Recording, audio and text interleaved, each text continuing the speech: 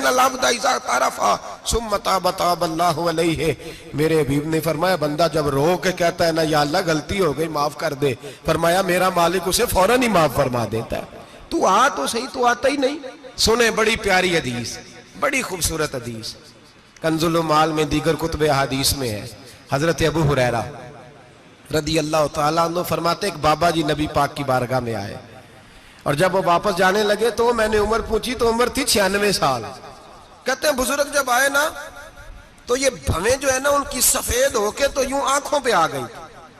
بڑی چھڑی بابا جی نے پکڑی ہوئی اور دونوں ہاتھ پکڑ کے نا چھڑی کے اوپر جھکے ہوئے ہیں ایک جانب. قربان جاؤں، کہتے ہیں جب وہ بزرگ مسجد میں داخل ہوئے تو میرے رسول نے کھڑے ہو کے استقبال فرمایا، کھڑے ہو.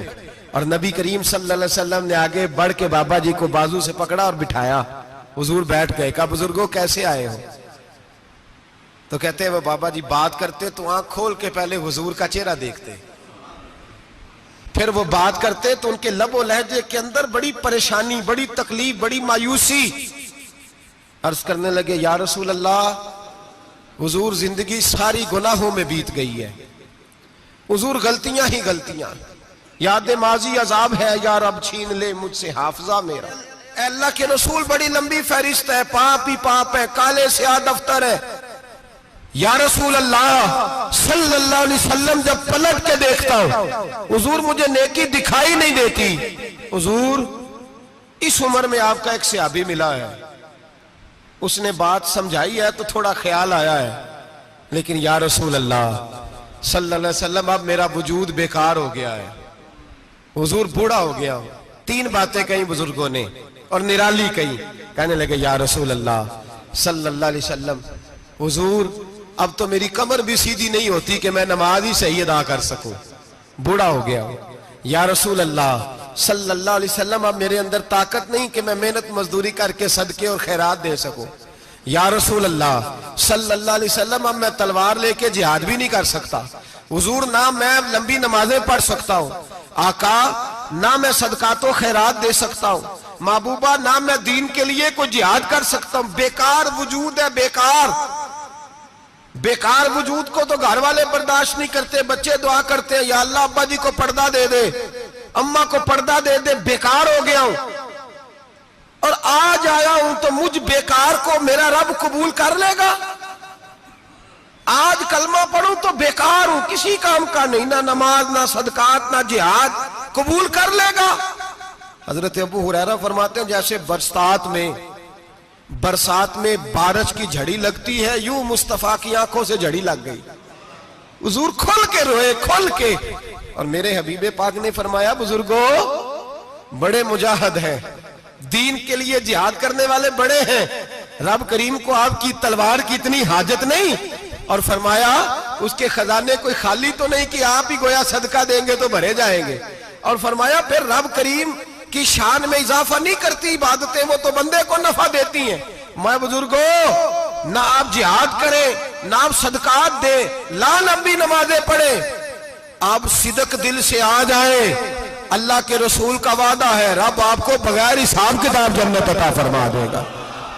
آنا تو شرط ہے کہ نہیں؟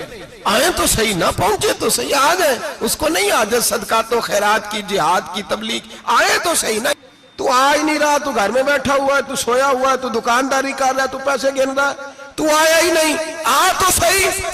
بلکہ میرے نبی پاک فرماتے ہیں جب اللہ پاک کا بھاگا ہوا غلام آتا ہے پھر تو اللہ زیادہ راضی ہوتا ہے، پھر تو اللہ زیادہ راضی ہوتا ہے، زیادہ راضی ہوتا ہے. تو آ تو صحیح، پہنچ تو صحیح. بلکہ صوفیاء تو اور بات کرتے ہیں، وہ کہتے ہیں تو کبھی بھول کے بھی رب رب کرے تو اللہ تو اسے بھی قبول کر لیتا ہے. بھول کے. ملا رومی کہتے ہیں بنی اسرائیل کا بندہ ہے، صنم پتھر کو کہتے ہیں، بت کو کہتے ہیں، بت کے سامنے کھڑا ہے اور ساری رات کہتا ہے یا صنم یا صنم یا صنم، اے پتھر اے بت، ساری رات پکارتا رہا. رات گہری ہو گئی، نیند کا غلبہ، تھک گیا، سونے کے قریب آیا تو غلطی سے منہ سے نکل گیا یا صمد، یا صنم کی جگہ نکل گیا. رب کریم نے فرمایا جبریل دوڑ کے جا، جو مانگتا ہے اسے دے دے. حضرت جبریل عرض کرتے ہیں مولا بھول کے تیرا نام لے رہا ہے، بھول کے لے رہا ہے. تو رب کریم نے فرمایا چل نام تو میرا ہی لے رہا ہے نا, میرا لے رہا ہے نا. یا اللہ, وہ اللہ کریم نے فرمایا جھوٹے کے سامنے ساری رات کا کھڑا ہے, ساری رات کا پکار رہا ہے, اسے کچھ نہیں ملا, تو سچے کا نام لیا ہے. اگر میں بھی کچھ نہ دوں اور بت میں اور مجھ میں فرق کیا رہ جائے گا؟ جا جو مانگتا ہے جھولی بھر کے دے, نام تو لیا ہے نا. او بھائی تو بہانا تو بنانا, وہ آ تو صحیح نا, تو یہاں آ جا, پہنچ جا, آ جا, بس بیٹھ جا, اس کی بارگاہ ناز میں حاضر تو ہونا. تجھے فرصت ہی نہیں. تو یاروں کے لیے ٹائم نکالتا ہے, بازاروں کے لیے ٹائم نکالتا ہے, گلیوں کے لیے ٹائم نکالتا ہے, چوکوں چوراہوں کے لیے ٹائم نکالتا ہے, ہفتے میں ایک دن ہوٹلنگ کے لیے بھی جاتا ہے, لیکن کبھی چھپ کے 2 نفلوں کی تجھے توفیق نہیں ہوتی. اور میں کئی دفعہ کہہ چکا ہوں, جس بندے کو بغیر عبادت کے رزق زیادہ ملنے لگ جائے اس پر آزمائش ہوتی ہے رب کریم کی. اللہ فرماتا ہے اس کو پیسے دو, اسے آنے نہ دینا, اس کو چل پیسے دوڑ جا. لوگ سمجھتے ہیں میں بڑا ذہین ہوں, عقل مند ہوں, دیکھو میں اپنی ہوشیاری سے, چلاکی سے آگے نکل گیا. تو آزمائش ہے, یہ تو آزمائش ہے رب کریم کی طرف سے, یہ تو اس کی خفیہ تدبیر ہے. میرے بھائی, اس کی بارگاہ ناز تک جو آ گیا, آنا تو ہماری ذمہ داری ہے کہ نہیں, پھر اس کی رحمت آگے بڑھ کے استقبال کر لیتی ہے. اور خدا کی رحمت کتنی زیادہ ہے. میرے حبیب کریم سید عالم صلی اللہ علیہ وسلم نے فرمایا اللہ نے اپنی رحمت کے 100 حصے کیے. حضور فرماتے ہیں 1 حصہ اللہ نے دنیا میں نازل کیا ہے. کتنا؟ 1 حصہ. فرمایا یہ جو ماں بیٹے سے پیار کرتی ہے, باپ بیٹے کے لیے مزدوری کرتا ہے, جو بہن بھائی کے لیے روتی ہے, یہ جو بیوی شوہر کے لیے دعا مانگتی ہے, یہ جو بچے ماں باپ سے پیار کرتے ہیں, فرمایا یہ اس ایک رحمت کا نتیجہ ہے, ایک رحمت کا نتیجہ. تو صحابہ کہنے لگے یا رسول اللہ وہ 99 کدھر ہیں؟ نبی پاک نے فرمایا رب کریم نے سنبھالی ہوئی ہے, قیامت کے دن تمہیں عطا فرمائے گا. لکھ رہا ہوں نعت سرور, سبز گنبد دیکھ کر کیف تاری ہے قلم پر, سبز گنبد دیکھ کر ہے مقدر یاوری پر, سبز گنبد دیکھ کر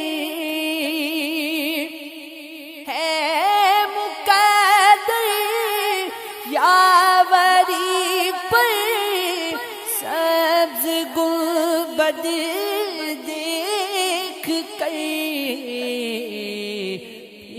نہ کیوں جو میں ثناگر, نہ کیوں جو میں ثناگر, سبز گنبد دیکھ